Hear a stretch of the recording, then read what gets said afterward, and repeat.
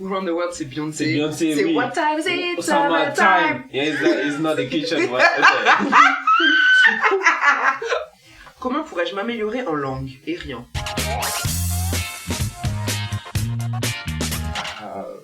En regardant des séries. Ouais, moi c'est comme ça que j'ai fait. En regardant des séries, c'est très bien. Tu regardes des séries en VO. D'abord sous-titré en français, puis après sous-titré dans la langue que tu vas apprendre pour que tu puisses avoir l'habitude de lire et tout. De lire, ouais. Et après t'essaies sans sous-titres, même si au début tu vas pas trop comprendre et tout. Au bout d'un moment ça vient. Moi en tout cas personnellement, quand j'ai commencé à apprendre l'anglais sérieusement et tout, c'est ce que j'ai fait. Je regardais des séries, films et des vidéos sur YouTube en anglais. Quand je cherchais n'importe quelle information sur internet, même des blogs, des articles et tout, toujours en anglais parce que je trouve en tout cas qu'il y a beaucoup plus d'informations. Franchement, c'est beaucoup plus, il y a beaucoup plus de choix, ouais. Et au-delà de ça, j'adore lire, genre c'est une de mes plus grandes passions dans la vie. Et pareil, genre j'ai commencé à lire en anglais, au début je comprenais un mot sur 5, j'étais tout le temps dans mon dictionnaire et tout, et puis au final avec le temps, genre ça vient tout seul en fait, le vocabulaire vient tout seul et tout. Ah ouais. Donc franchement, trouve un truc qui te passionne, genre je sais pas si c'est, par exemple la peinture, tu cherches je sais pas des tutos sur YouTube de peinture en anglais, des trucs comme ça et tout, comme ça tu vas apprendre tous les mots techniques, etc., et puis en même temps ça va tellement t'intéresser que tu vas forcément vouloir comprendre en fait.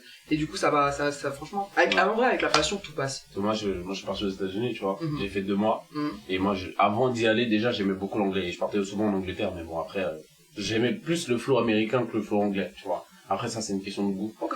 Ouais. Moi j'aime beaucoup Londres. L'anglais, oui, j'aime beaucoup Londres aussi, mais l'anglais de là-bas c'est très propre en fait. C'est chic. C'est bien, c'est tout. Ouais, je t'ai pas demandé tout ça.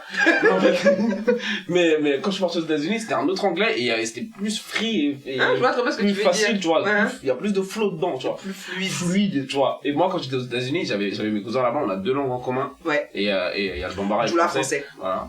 Et du coup, je leur ai dit, ne me parlez pas dans ces langues-là. Je suis venu pour apprendre l'anglais. Parlez-moi en anglais. Les premiers jours, je comprenais rien. J'étais perdu. Les mecs, ils me parlaient, on dirait, ils me parlaient pas à moi. Tu vois, tu te sentais pas concerné? Non, mais je me sentais pas. Tu sais, ils me parlent, je dis, tu parles à qui, en fait? Je comprenais vraiment pas. Mais au bout de 2 mois, à force d'entendre et d'essayer de comprendre, je parlais avec eux normal, en fait. On discutait, on avait des conversations. Bon, j'étais pas bilingue, mais voilà, ton cerveau, il va enregistrer et tu vas voir l'évolution au bout d'un certain temps. T'as déjà arrivé en anglais? Aïe, t'es trop loin. Donc, non? Non. Personnellement, quand je passe énormément de temps à écouter des trucs en anglais ou à parler à quelqu'un en anglais et tout, je me mets à rêver en anglais. Et c'est là que tu vois qu'en fait, tu vois, ton cerveau, il enregistre vraiment. Ce qui fait que maintenant, quand je vais, je sais pas, lire un truc ou écouter un truc en anglais et tout, je vais pas faire la traduction en français dans ma tête pour comprendre. C'est direct, je comprends. Comme si c'était du français. Je sais pas si tu vois ce que je veux dire. Ouais, c'est là que tu vois que tu es sur le niveau. Voilà. Ouais, bah oui. Attends, moi je lis la littérature. Jane Austen.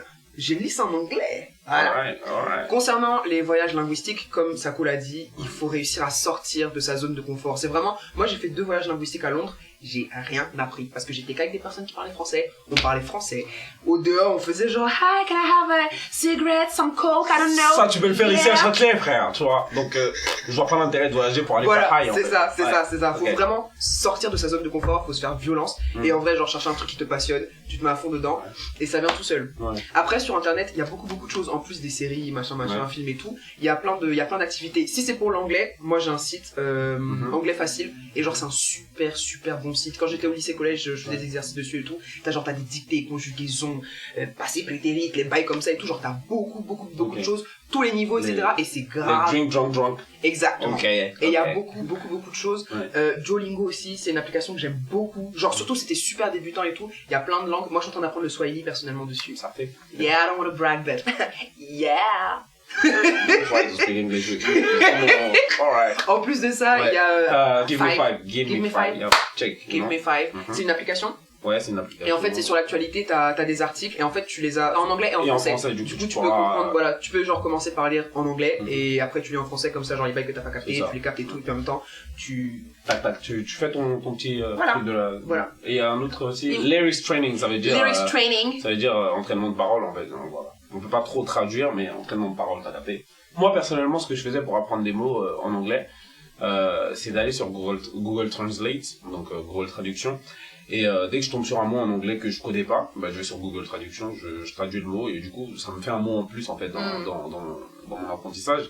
Et faut pas faire une erreur, c'est de traduire des phrases parce que ils vont te dire n'importe quoi en fait. Tu vois, donc voilà. Reverso, c'est un bon site pour... Reverso aussi, c'est pas mal. Traduire, ouais. Ok, alright. Au-delà de ça, quelque chose qui est grave bien, si genre tu peux pas voyager, soit parce que t'es mineur, soit parce que t'as pas les thunes, Ouais, parce que soit tu as des problèmes d'angoisse et que tu peux pas sortir de chez toi. Ce qui nous arrive à tous au bout d'un moment. Tu peux te trouver un correspondant ou une correspondante. Il y a plein de forums, il y a plein de trucs. Ouais. Et personnellement, je connais plein de personnes qui sont aux États-Unis et tout, et qui apprennent le français. Et du coup, on a des discussions, genre par exemple, ils vont parler en anglais, je vais leur répondre en français, etc. Ok. Si on comprend pas certains mots, certaines expressions, genre les slangs, tout ça et tout, tu vois, on se traduit les trucs et tout. Et c'est super intéressant parce qu'en fait, tu rencontres de nouvelles personnes, t'apprends une nouvelle langue, t'apprends une nouvelle culture, une nouvelle mentalité et tout. C'est archi lourd. Moi, ma copine, elle parle en anglais, et elle a toujours vécu en France, elle a fait 1 an en Irlande, mais elle est bilingue, genre... À Je dirais, elle a dormi là-bas, tu vois. Oui. Et elle a appris toute seule. Genre, à 7 ans, elle écoutait les musiques et tout. Tu connais High School Musical. Bref, les petites musiques. Tu connais, hein? Around the World, c'est Beyoncé. C'est Beyoncé, C'est oui. What time is it? Summertime. Yeah, it's not the kitchen. Ouais, ok. Oui. et du coup, en fait, elle s'amusait à traduire toutes les paroles en français. Et j'avoue, moi aussi j'ai fait ça. Ouais, franchement, ça finit par d'un rentrer. moment, ça rentre. Parce que c'est les mêmes mots que t'entends de plus en plus en fait. Et du coup, il y a plein de trucs qui rentrent. Ouais. Je pourrais jamais oublier la première fois que je lui ai parlé. Tu sais, moi je fais le mec et tout, je parle anglais, je suis bilingue et tout. Yo, what's up, how you doing? Elle m'a giflé, mais pas physiquement. Elle m'a giflé en me disant non mais arrête, je suis bilingue, tu vois. Et à ce moment-là, je me suis dit, ok. Ça m'a fait mal, tu vois. Du coup, je voulais partager ça avec nous. Merci. Voilà. On espère avoir répondu à ta question. Vous pouvez nous poser vos questions dans les commentaires. Et on y répondra dans les prochaines vidéos. Bye bye. Abonnez-vous.